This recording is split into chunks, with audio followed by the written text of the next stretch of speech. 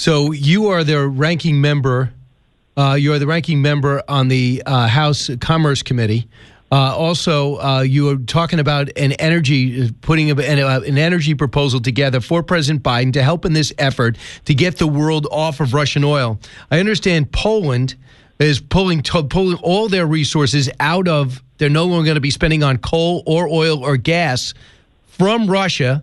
And the Germans have knocked off 10% of their purchases, which is pretty significant considering this only been 35 days since this conflict really started. What are you asking Americans to do? What are you asking this administration to do? Well, I'm asking this administration to unleash American energy, to flip the switch on. The Biden administration, from day one, shut down the Keystone Pipeline, has been systematically shutting down American energy. When we finally, after decades, became energy independent in 2020, since day one, this administration has been shutting down pipelines, shutting down exploration, development of American energy. We've been seeing gas prices go up. And this administration continues, they've been more focused on doubling down on their rush to green than actually taking care of Americans. But also, our most effective weapon against Putin is American energy. Putin has gained his standing in the world through energy. He's been developing, exporting oil, natural gas, obviously into Europe. 40% of their natural gas comes from Putin. That's the way that he's been funding his military and his aggression in Ukraine. One of our greatest weapons, most effective weapons against Putin would be to unleash American energy. We should be exporting natural gas into Europe. And finally, we're seeing the Europeans shift on this. The Nord 2 pipeline is being shut off, and now the administration reluctantly is saying they're going to export natural gas into Europe. I had the opportunity in 2015 to visit Ukraine with the Energy and Commerce Committee. And at that time, they were asking for liquefied natural gas. They didn't want to be dependent upon Russia. I was there in May of 2015 after Putin had shut down the pipelines into Ukraine in the winter, in the dead of winter, shutting off natural gas, the way that they heat their homes in Ukraine. That was many years ago that Putin was using energy for his purposes, and America has been stifled in actually being able to provide the energy resources. I also learned during that trip that Putin was the one funding the NGOs, the non-government organizations, the environmental groups in Europe that were anti-fracking. This was new technology that had just been developed in the United States. Again, American ingenuity, and we were able to frack technology to release natural gas, and it created this shale revolution in the United States of America. Putin's funding the NGOs that are educating, quote, educating Europeans as to the dangers of natural gas. Isn't that convenient? So then they're dependent. So then they don't do any fracking in Europe, and they are dependent upon Russia. 40% of their natural gas coming from Russia. So there's a lot more that America could be doing. Energy is foundational. Energy is foundational to our economy, to our geopolitical standing, and we should be unleashing American energy. And a lot of people are just tired of paying for more. So not only will it help Ukraine security, which helps national security here, and people, I think, understand what's going on there, but when you talk about what's happening here, it looks like next week, executives from 6 of the nation's largest oil companies have agreed to testify on the price of gas in this country. So coming to town is going to be BP, Chevron, Exxon, Shell, as well as Devon Energy Corporation and Pioneer Natural Resources Company.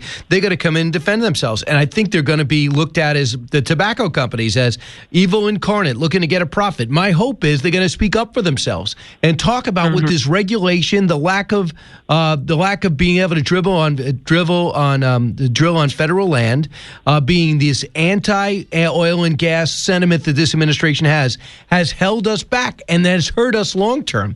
Don't you think this is an opportunity for them to sound off? I hope they do, because as I just said, energy is so foundational to everything. It is our standard of living. It is our economy.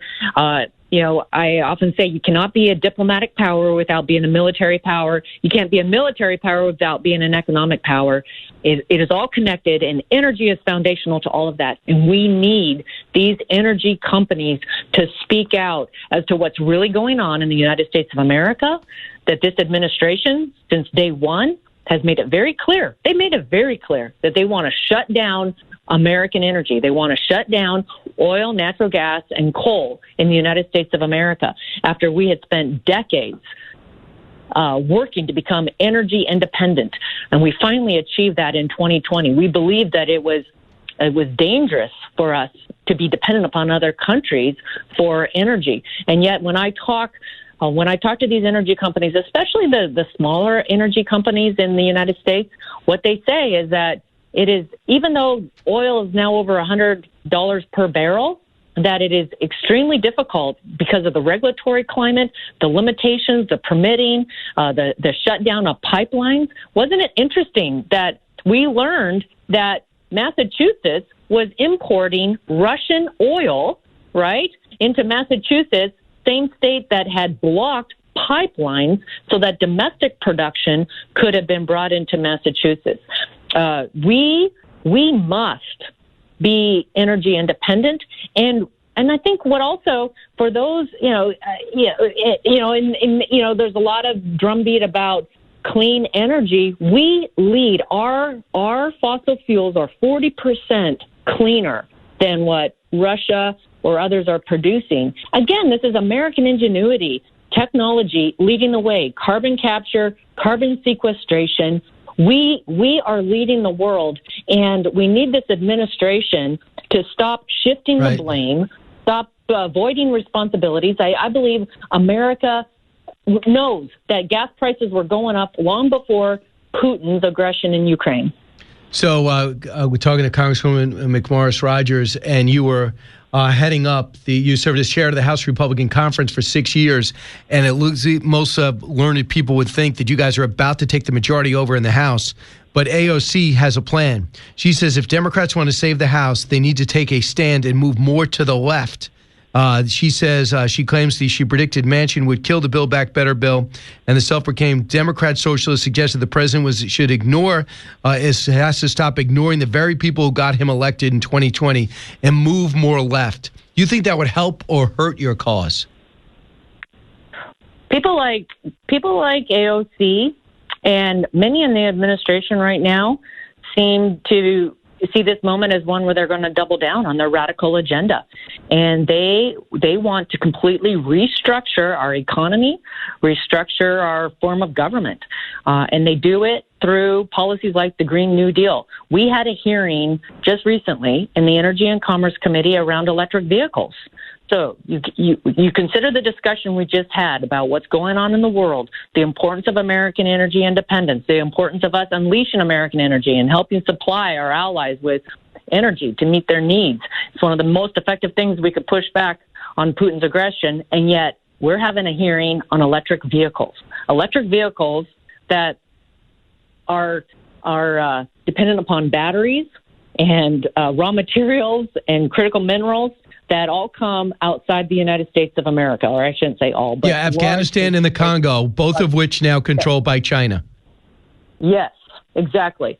So they're promoting an agenda on energy in particular that would make us dangerously dependent upon other countries and really China in particular. When you think of the focus on wind and solar and electric vehicles, this is how detached from reality people like AOC and the administration are.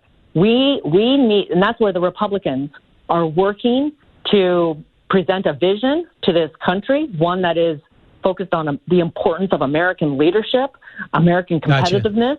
America has been a force for good. America has done more to lift people out of poverty, raise the standard of living. We did that through innovation, through technology, leading in every sector. And right now, that's being shut down. It's being shut down because they're shutting down. I know, I hear you. Congresswoman, I'm going to have to end it there. You're on the House Energy and Commerce Committee. You're going to have a say in this, and hopefully your voice will be heard. Congresswoman Cathy McMorris Rodgers, thanks so much.